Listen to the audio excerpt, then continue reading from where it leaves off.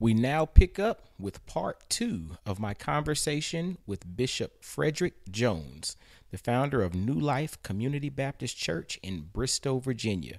If you've not listened to part 1, you better go back and listen to part 1. Y'all enjoy part 2. What's happening, y'all? This is Mike D with Black Fathers Now, where we're bringing the village to the brothers.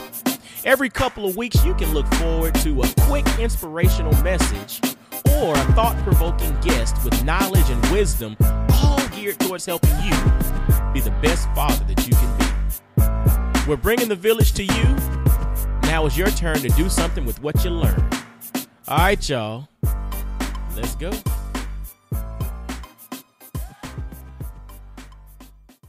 After that meeting, the chairman said, I need to see you in the office. And I come in the office, and all of them come in there behind it.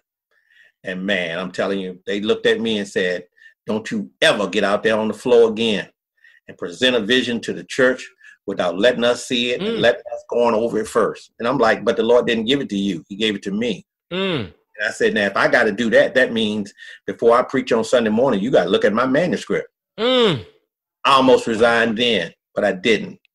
I was so angry. Came home, my wife looked at me, and I would never allow my wife to go to any church meetings because I knew if I'm going to get beat up, I need her to be at home to come back and help me when I get back.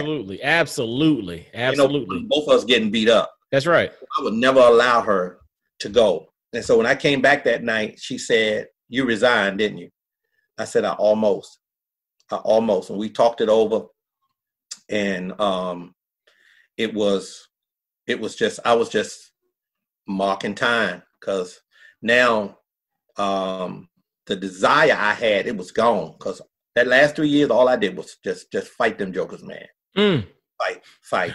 You know, when you say that, you know, there's this concept that, you know, when people show you who they are, believe them. You got to believe them. You got to believe them. And so, and it's like, even in the scope of ministry and with churches and with, you know, it's still there too, because you're still dealing with people as well. You're still dealing with people, and people can say some hateful things. And so here, my wife's still dealing with all her autoimmune disease. She's on prednisone. And if you know anything about prednisone, it's a steroid. It makes you gain weight. And so taking all of that medicine put a lot of weight on her. And one of the head deacons said to her, if you stop eating, you wouldn't be so big. Oh, Lord have mercy, man. Yeah, Mike, let me tell you something. I'm a country boy. I done seen it. I can scrap with the best of them.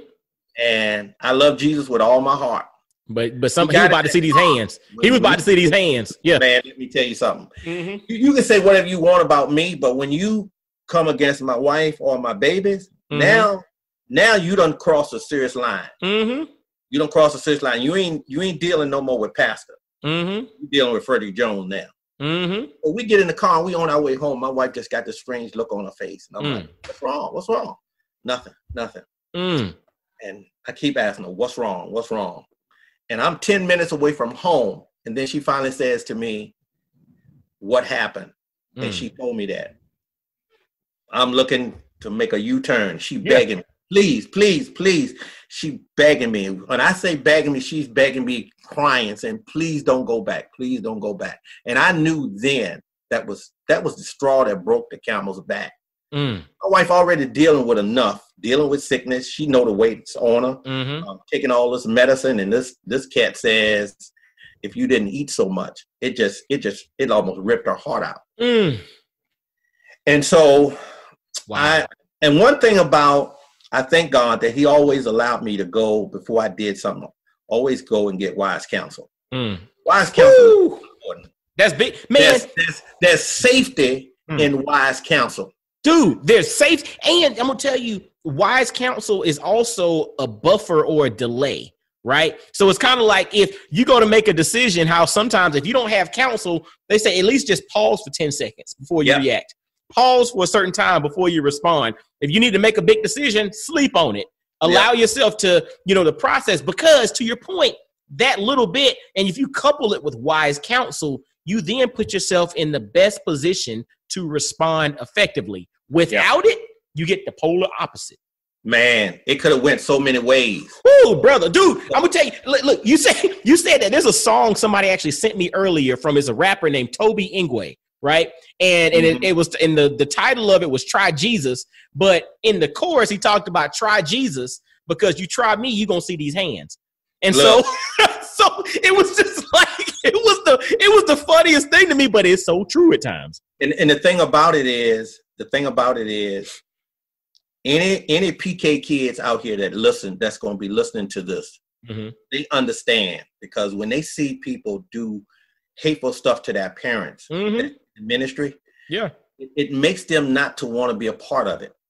My two daughters, they was like, you know what? If this, I don't want to have anything to do with ministry, because how can you say you love the Lord and you beating up on my dad? I'm watching this, and man, let me tell you something. Every time it was a church meeting or a deacons and pastors meeting, man, it was hell in my house. I would put my family through so much. I was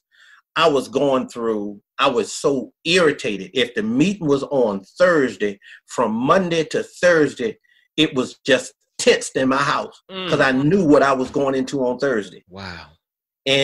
But my family loved me so much that they were able to take it because they knew it really wasn't that I was coming at them. It was what they knew what I had to deal with in those stress. Meetings. Yeah, it's stress. Mm-hmm. Stress. It was terrible, man. It was like they had their meeting before I met them. So they had gotten all our heads together on this is what we're gonna do when he sat down with us. And so it was them against me. And so, I couldn't live with myself as just saying, okay, I'm going to bend. I'm just going to bend to these guys and I'm going to be that little puppet. I couldn't swallow it, man. I just could not do it. I could not for the life of me. I couldn't sell my soul out like that.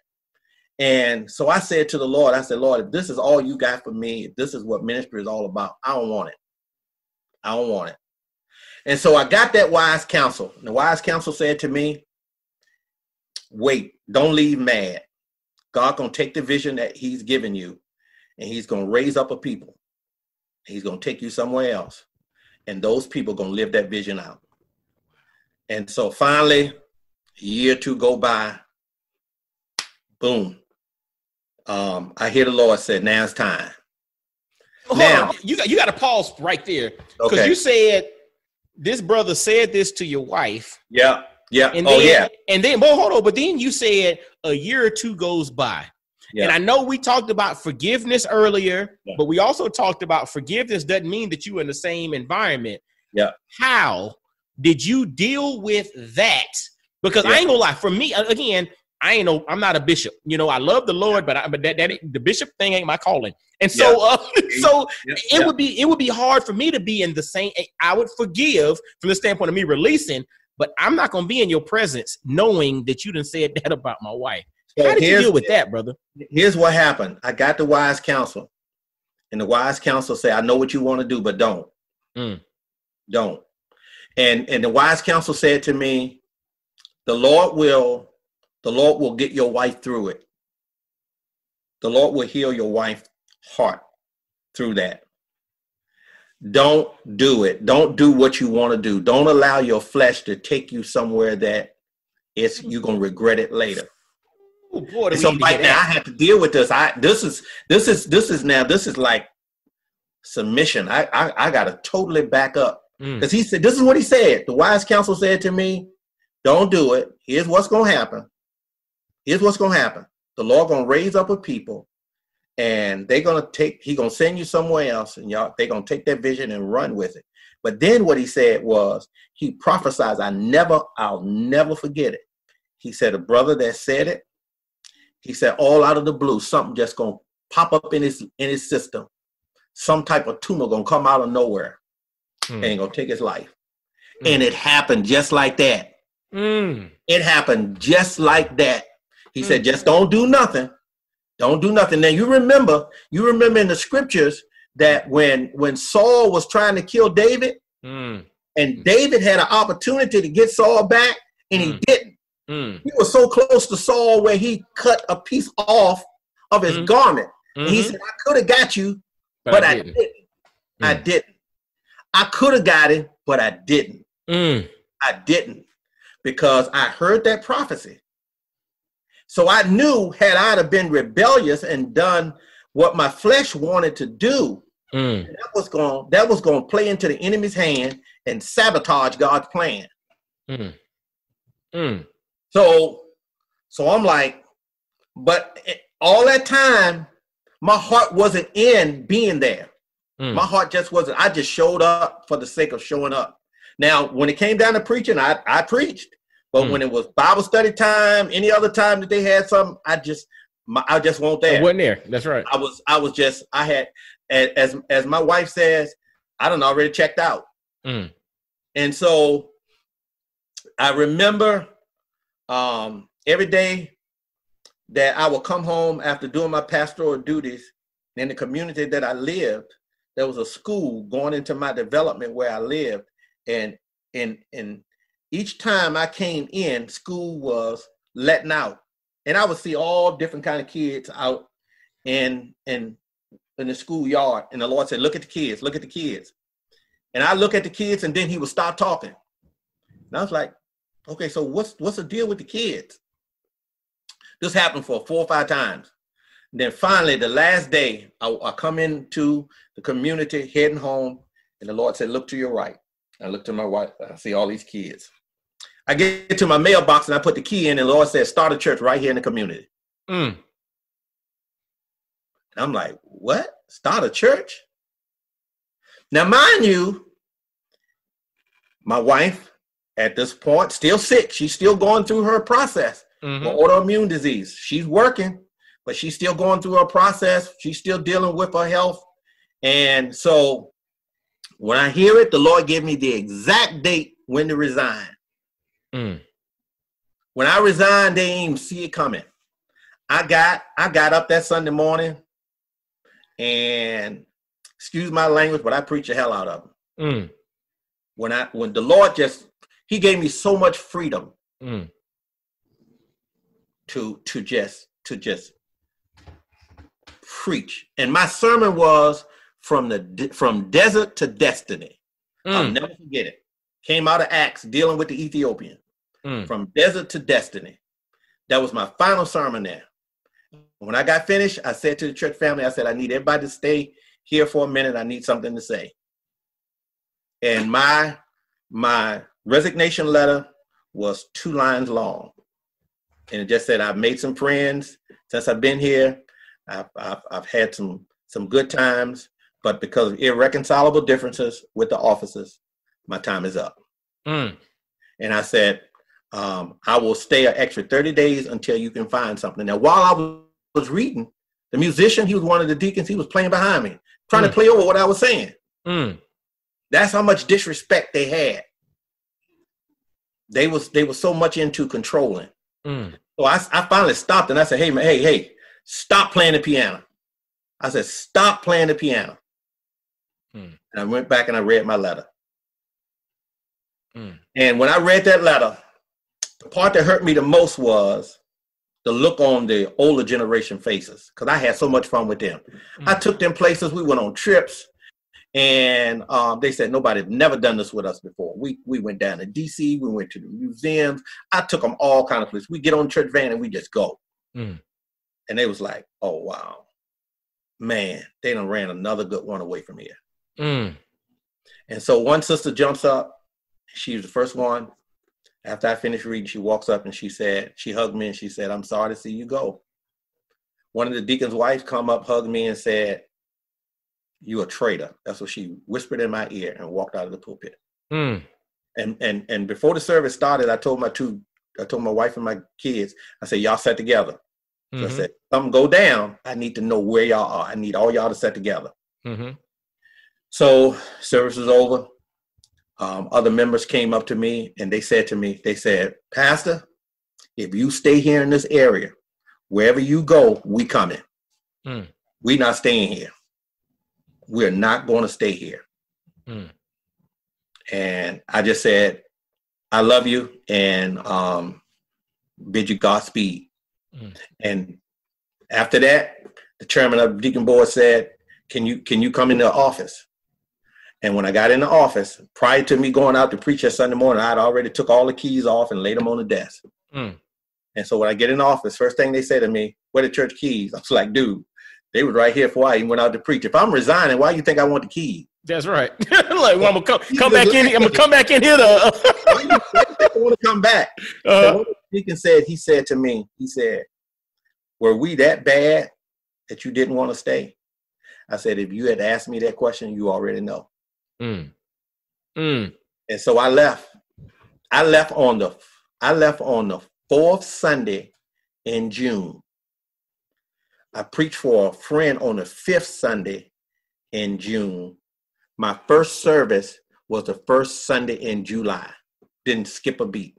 In your new church. In the new church, because the Lord had already showed it. I held a meeting on the Tuesday night, going into after that fourth Sunday that I resigned.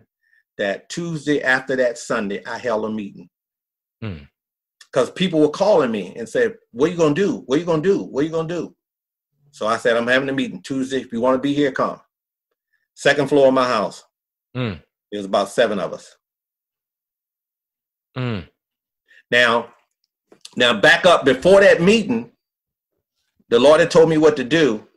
And I met with just my wife and my 2 daughters. And the 2 daughters said, Dad, let's do it. Let's do it. They was ready to do it. But my wife, she said, honey, she said, I've been with you all this time. And she said, I've followed you. But this time, I don't know about this time. Now, I ain't getting no paycheck. She's sicker than she ever been. And she said, what if this don't work out? What do you have to show me that we have to fall back on if this don't work out? I said, all I have is what God said. All I have is his word. And Dorothy, she was having nightmares, waking up in the middle of the night swinging. Because the enemy was messing with her head. And I calmed her down and I said, what's wrong? She said, why did you do this to me? Why did you do this to us? I said, what did I do? And in the dream, we had lost everything. We had lost everything. But here's the revelation out of it. We had lost everything. And she said, we lost everything. We were in this roach infested place. We had lost everything we had. But what the Lord was saying was, yeah, you lost that, but I'm about to give you some new. Oh, Lord, come on. So my wife was still reluctant about doing this. And I said, okay, Lord, I don't know what else to say to her. You're going to have to do this. You're going to have to do this. So here's how the Lord did it. My wife had to have a surgery. She had no vacation, no sick leave. And they told her, you won't get paid for the time that you're going to be out. They told her this on a Monday. On a Wednesday, after I prayed and said, Lord, you're going to have to show her and speak to her and let her know what you said to me. On a Wednesday, her boss comes to her and say, I've been watching you for the last 3 years. You've been doing the work of 3 people. He said, what I want you to do is go home, get a title, make up a title, and everything that goes with that title and all the duties and the salary. Come up with a salary and bring it back and present it to me. Took her 2 days. She brought it back. She presented it to him. At the end of the day, he said, I accept it. Wow. She called the girls before she even told me. She called the girls and said, you ain't gonna believe what happened. But she said, don't tell your daddy. So, I could always get anything out of my kids. Absolutely. So when I picked up the kids to go pick her up from work, they said, man, Mom got something to tell you. Mom got something to tell you. And I said, what is it? What is it? We can't tell you. I said, I already know. And when I said, I already know, she said, they told you about the new position and the money. So my wife started telling me, she said, them kids can't hold water. when I got her, she said, honey, that was the confirmation that the Lord gave me that he had spoke to you. She said, I'm all in. I'm all in. Brother, what you said there in that testimony and that journey and that story, it's the scripture, share your plans with the Lord. Yep. And you will succeed. Right. Yep. Like but it also it ties back into what you were talking about in regards to forgiveness, how your prayers don't get answered when you harbor anger in your heart. And so brothers, like when you're listening to that, I mean, it's challenging to think about it, but when you really stop and really think about it as to why things maybe have not gone the way that they're supposed to, not the way that you necessarily want them to go, but the way that they're supposed to, maybe there's this harboring of anger, resentment, hate, something in your heart, one, but then also maybe there's this situation in which you have not shared your plans with the Lord and asked the Lord to work on your behalf. Now, here's the other piece that I left out. Prior to me resigning, I got an offer to go to Surrey, Virginia. It was a big church down Surrey, Virginia, down near the Norfolk area. And it was a huge church, probably about 400 people, big church, elevators in it. And they needed a pastor. So they invited me to come down and preach. A friend of mine told them about me. They invited me down. I went down and preached. And after I got finished preaching, this old deacon stood up. He said, "Young man, have you submitted your resume?" Well, I ain't say nothing. I just sat still. He said again. He said, "Young man," he said, "have you submitted your resume?" And I said, "No, sir." He said, "I've been a deacon here for over 50-some years. I ought to be able to say something. And I'm standing up today to say you need to submit your resume." And as I was walking out the church, he grabbed me by the arm and he said to me, "You're going to be our Joshua. Wow. You're going to lead us to the promised land." That sounded good to me because I was at a place that I didn't want to be at. So at that time, that sounded good. I was like, "Okay, Lord, I hear you, man. You about to take me from the pit to the palace." But this is also after you had been given the vision of what it is you're supposed to do. Yeah. So it's a trip. Think about that. You've been given this vision of what you're supposed to do. Yeah. But in the midst of that, you're presented with this opportunity. Yeah. And let me tell you how this thing went down. So I preached. They invited me back down again. I went back down there, preach. I was, man, Lord, just let me preach. And so after it was over, they called me into a meeting. They called me into this meeting and asked me some scenarios about if you was our pastor and this situation came up, what would you do? And so after that, they said, they were all impressed. They said, we're gonna send you something in the mail. We're gonna submit you with a package. They called me after I had gotten back home and said they were impressed. They wanted to submit a package to me. Something will be coming in the mail. Package came in the mail, Dorsey. I looked at it, and the Lord said no. And look, again, context. You're still the pastor of this other church. Yep. You were very unhappy. It was a contentious relationship. Yep. You knew it was time to go, man. You was ready to go. I was ready to roll out. This was. I was thinking, this is my exit here. This is it. So fellas, context. See, if you're not a pastor, I'm not a pastor, so you got to put this thing in context. You're at a job that you despise. You got a bad boss. You got horrible, toxic work environment. You're not making the money you want to make. Everything is just toxic. It's disruption in my family and everything. And you know that you need to leave. So you're working at a place like this. I'm just giving context for brothers who are not in ministry. You working at a job like this, and then all of a sudden, a friend of yours hooks you up with another opportunity that is everything that you could imagine and more.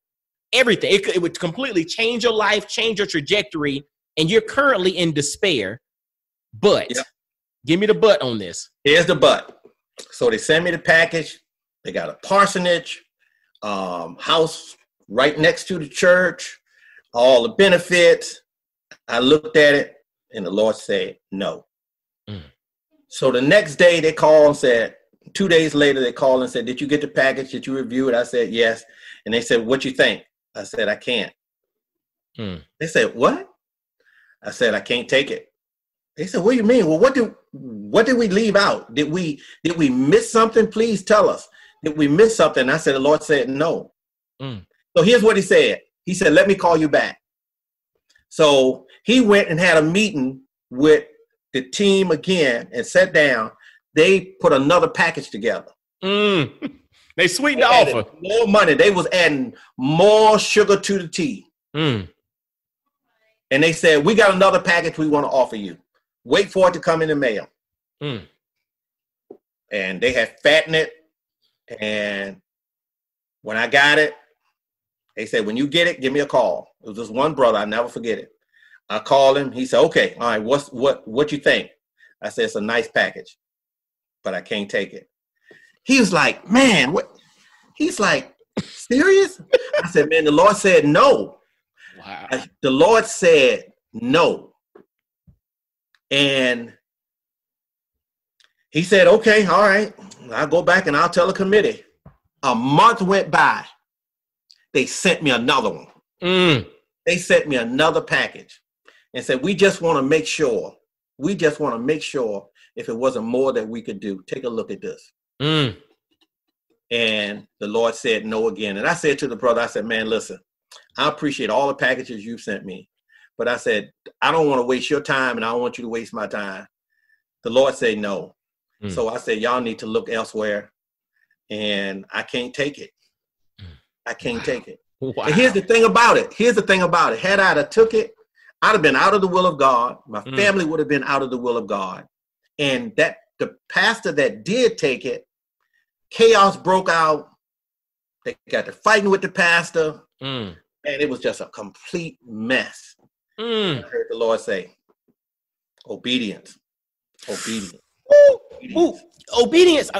That's, I'll tell you, it is challenging sometimes to exercise obedience.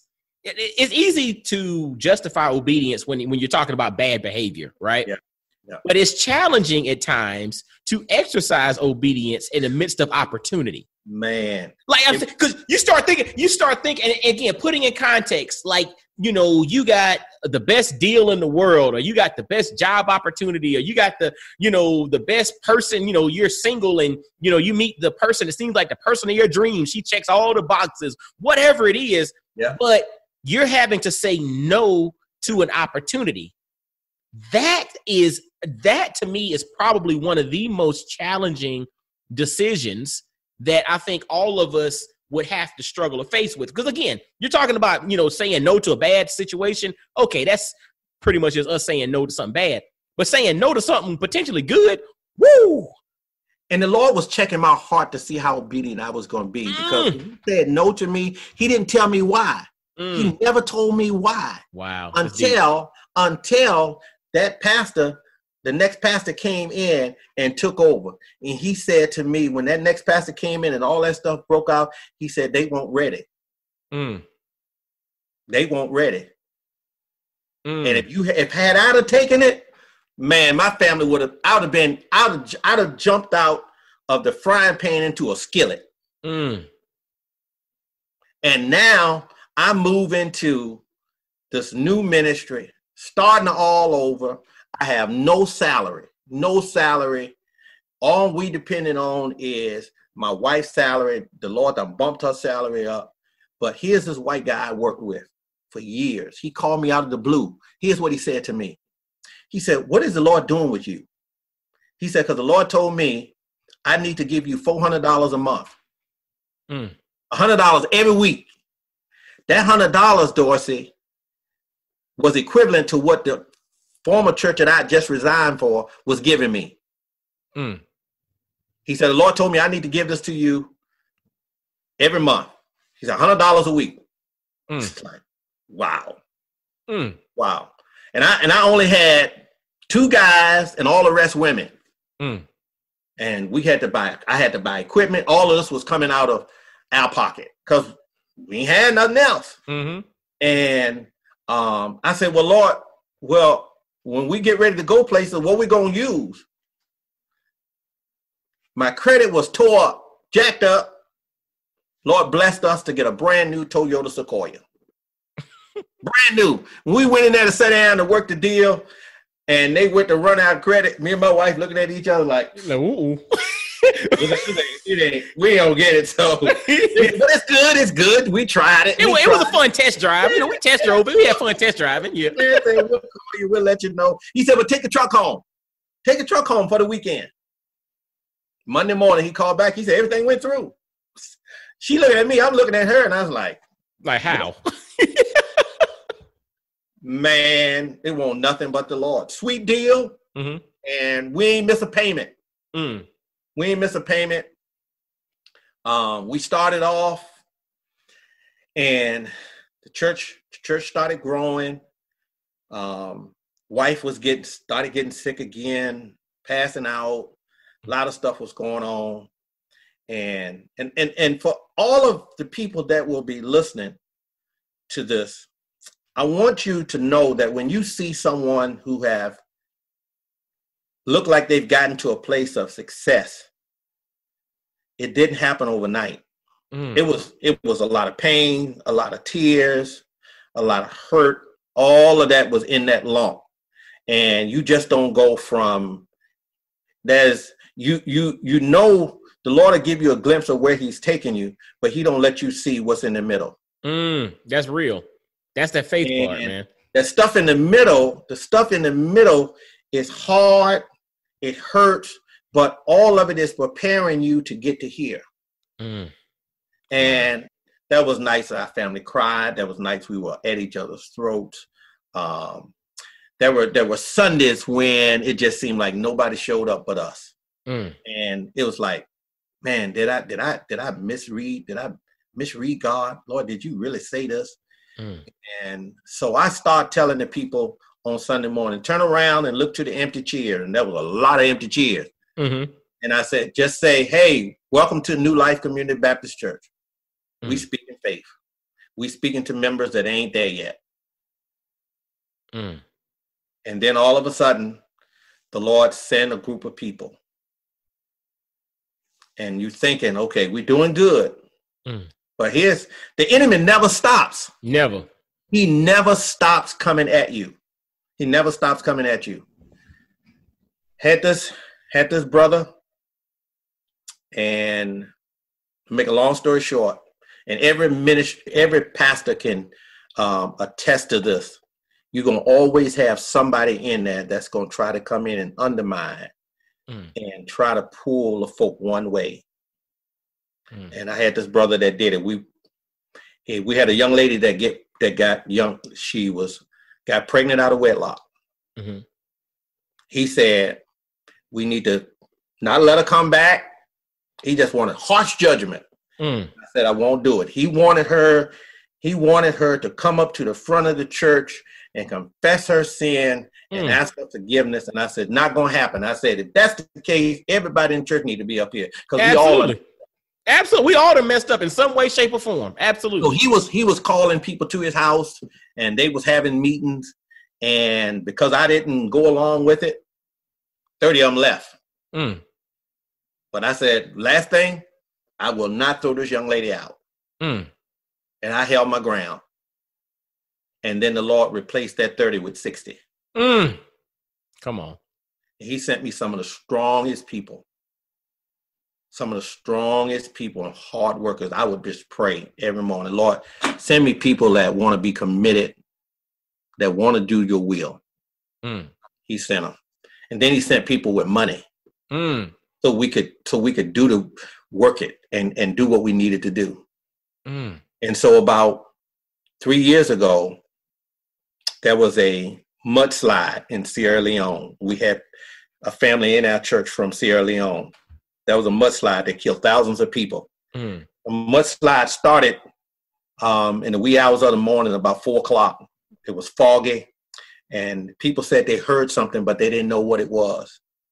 And so at the top of the steep hill, all the rain that they had, all of it just broke loose.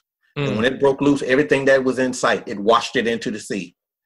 Thousands of kids was washed into the ocean. And when we took our trip there, I remember the Lord said, take up an offering and send it to Sierra Leone. And I thought it was just a one-time deal, Dorsey, but it wasn't. That was the beginning of our work in Sierra Leone. And now we have a church over there. We have a learning center over there.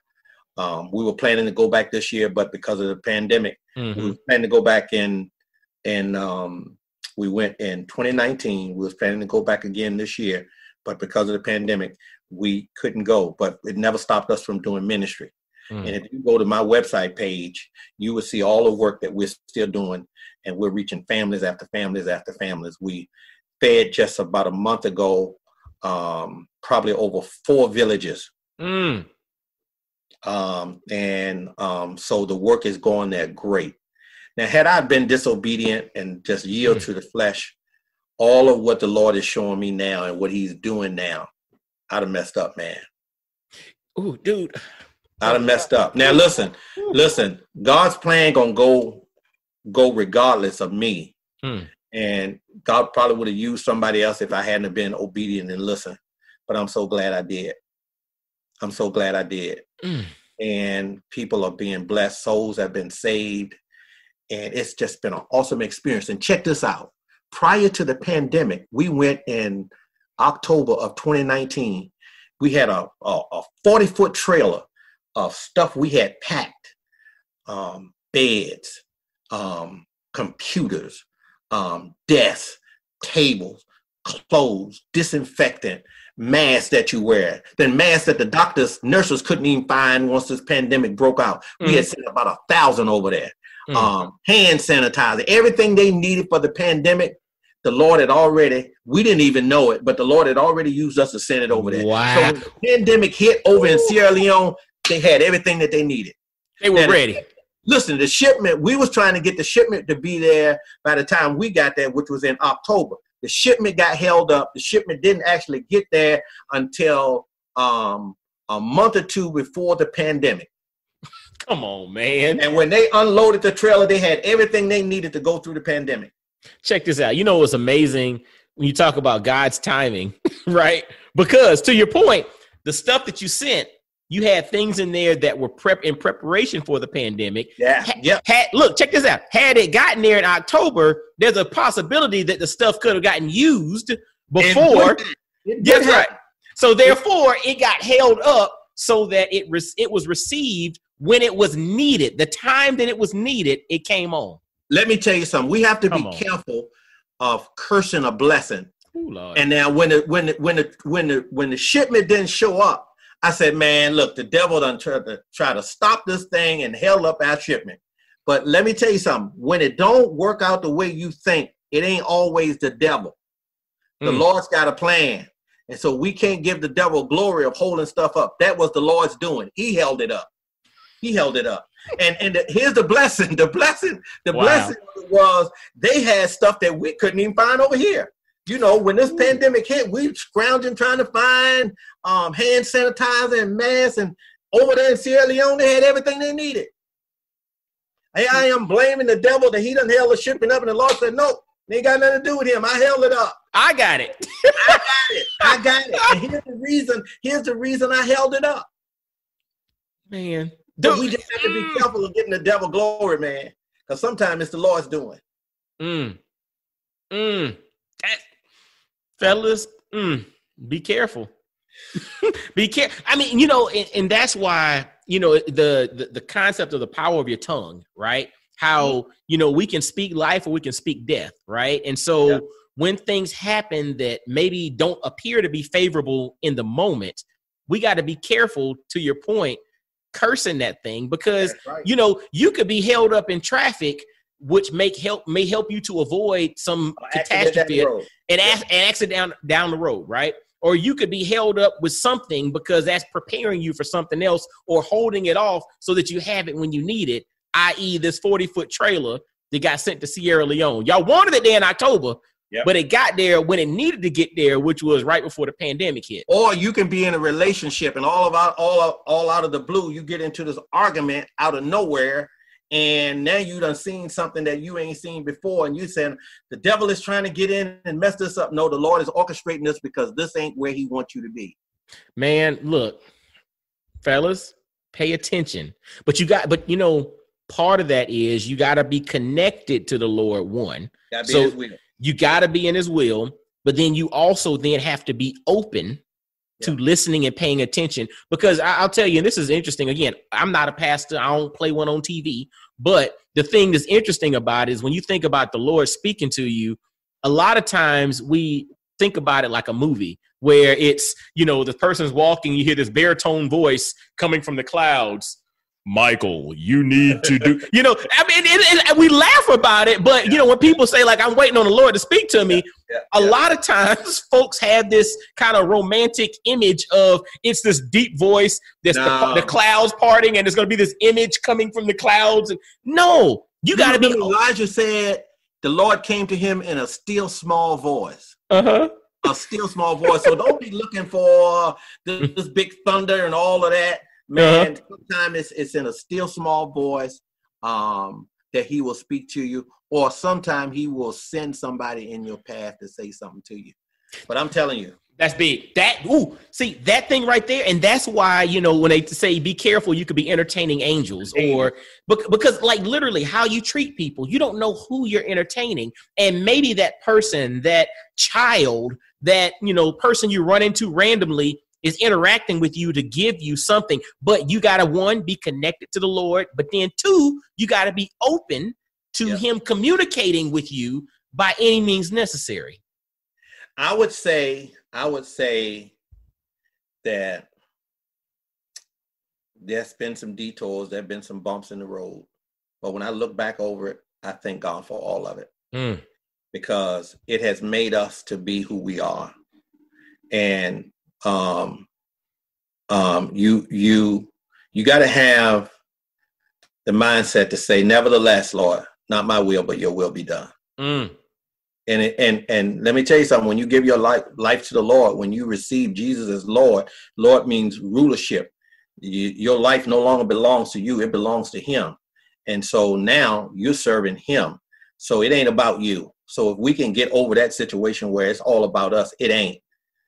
Once you say, Lord, I receive you as Savior, Lord means rulership. Now he owns you. He paid for you with a price. We were bought with a price. So it ain't about us now. It's all about him. So not my will, but your will be done. Whatever you want, Lord, here I am. Your will be done. Then me. And he already knows he's going to take care of us. He's going to take care of us. And when we get into a situation where things just don't look like it's going to make sense and it gets hard, there may be some areas in your life that the Lord is trying to sandpaper down and prepare you for this next place that he's taking you. So don't be ready to cast it all and say it's the devil. Fellas, I appreciate you tonight, man. My story, man. Man, I appreciate you, brother. And, as we kind of, wrap this thing up, because, again, this is powerful discussion, and I could literally talk to you for hours. I'm loving this. I want to get your perspective or your take on how this journey, these things that you've gone through, that you've overcome, that you've dealt with, how has this come full circle to impact you as a father, specifically a Black father? Okay, so what it has done, when I look back at my two daughters, when my wife got sick, and she was in the hospital for 54 days, that means I had to dress them. They looked up to daddy to dress them. I couldn't plait hair from a man in the moon, but I did the best I could. And from that time, they looked up to me. Mama was in the hospital fighting for her life, and daddy had to dress them, comb their hair, make sure they had everything they needed for school. Daddy had to sit down with them and help them with their homework. And as they grew into adulthood, we've always been open. There was nothing that we haven't been able to talk about. And what I've shared with my daughters, I said, as your father, even when you go out on your own, you're going to still be my children. And I'm going to still love you. But my job is to protect you. And one thing my daughters could say is that they appreciate everything I tried to do as a father, even when mama was not in the picture. They knew that when all else failed, dad was the one that they knew that they could count on. When mom was in the hospital, the last major surgery they had, they took out part of her intestine, and she had probably 20 tubes hooked up to her. She went in at 6 o'clock in the morning. We didn't see her until midnight. And when the girls saw, and they saw that mama in this shape, they just broke down. And I held both of them up in my arms. And they have seen me go through some stuff. They've seen me bend, but they never saw me break. They saw me bend, but they never saw me break. Yeah. Yeah. And what helped them to respect me as their father, to look up to, they saw consistency. Ooh. It wasn't Daddy was here a little bit and then he was gone. I was consistent. And now upbringing, I was consistent all through that life. Fellas, consistency, but allow your story to strengthen you so that you can get to a point in which you can bend and not break. Deep. Brothers, they saw Daddy bend. They saw Daddy bend plenty of time. But what they admired the most, he didn't break. They saw Daddy bend, but what they admired it most is they didn't see Daddy break. Yeah. Brother Bishop Jones, I appreciate you, man. Like literally your testimony, your journey, your story, the way that you've allowed the Lord to use you, and then the way that you freely shared that with other brothers so that they can gain something from your story and apply to their life. I salute you and I applaud you for doing so. And I appreciate you for that. And I say thank you because we, Black Fathers Now, man, we really appreciate brothers like yourself coming and sharing your story because this is going to help somebody. And I thank you for that. I appreciate you. And to all the brothers who might get an opportunity to listen to this, listen, don't beat yourself up if you get it wrong, because we're going to get it wrong sometime. We're going to get it wrong, but just stay consistent. Stay consistent. Stay consistent. And strengthen yourself so that you bend and don't break. So how can the brothers and the ladies listen to, how can they catch up with you? How can they connect with you, follow you, social media when the church is open back up? How can folks get in touch with you? I'm on Facebook. They can catch me on Facebook. And you can follow me you can follow our church on the New Life Community Baptist Church, Bristol, Virginia. Okay. All right. Okay. And you can catch us on, we have our YouTube. It's YouTube at New Life CBC, all in caps. Okay. All right. And then we're live every Sunday morning on Facebook, and we're live on Zoom as well every Sunday morning. So we will post. If you go to my page on my Facebook, then you're going to see a post every Saturday about probably what I'm going to preach the next day. Okay. So easy to define. And if you need to talk to me, or email me, my email address is jnfoj64@gmail.com. Gotcha. And I have all of that in the show notes, fellas. So the Facebook is the New Life Community Baptist Church, Bristol, Virginia. On YouTube is New Life CBC. And then if you need to email Bishop Jones, is jnfoj64@gmail.com. And I have all of that in the show notes so that you can link to him, connect to him. And if you reach out and you haven't already heard about him, let him know you heard about him and heard about his story on Black Fathers Now, because the brother's doing some really awesome stuff, man. We've got to continue to encourage you, brother. And Mike, I'll say to you, you're doing a great job and with your platform.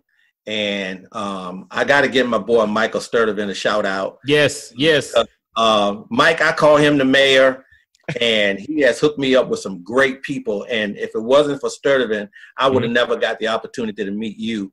And so, man, I appreciate you. I salute you. And what you are doing, man, you're making an impact of all the fathers out here. And we need that. We need that. And so thank you, man, for stepping out and hearing the voice of God and doing what he said, because we need it. We need it. I appreciate you, brother. Yeah, shout out to Mike Sturdivant, Bandwagon Mike. If you didn't know, shout out to him for hooking us up, man. I appreciate that. But thank you so much, brother, for sharing your time. And fellas, and ladies listening too, make sure to, again, connect with Bishop Frederick Jones. I'll have his information in the show notes for Facebook, YouTube, and email to connect with the brother. He's the pastor and founder of New Life Community Baptist Church in Bristow, Virginia. Check him out. Again, once the doors and stuff are open, y'all check him out. Go worship there and connect with the brother, man. Got a great story, great family, and great wisdom, man. Great insight. And as always, make sure to visit blackfathersnow.com. Subscribe via Apple Podcasts, Stitcher, Google Play, iHeartRadio, TuneIn Radio, anywhere you listen to podcasts. Subscribe and share this episode out. This episode on faith, on forgiveness, on being patient, on listening to God. This thing right here is going to really help somebody. Share this thing out because we want the brothers to become the best versions of themselves, because when they do that, they end up being the best men that they can be, the best husbands that they can be, and the best fathers that they can be. And that's what this thing is all about with Black Fathers Now. So fellas, until next time, y'all be blessed, well, and wise. And I'll holler at you. Peace. Yo, fellas, I hope you enjoyed today's episode. And always visit blackfathersnow.com, as well as follow Black Fathers Now on virtually every social media platform you can think of. Instagram, Facebook, Twitter, everywhere. Just follow us and engage with us, man. Look forward to hearing from you. And I guess until next time, I'll holler at you. Peace.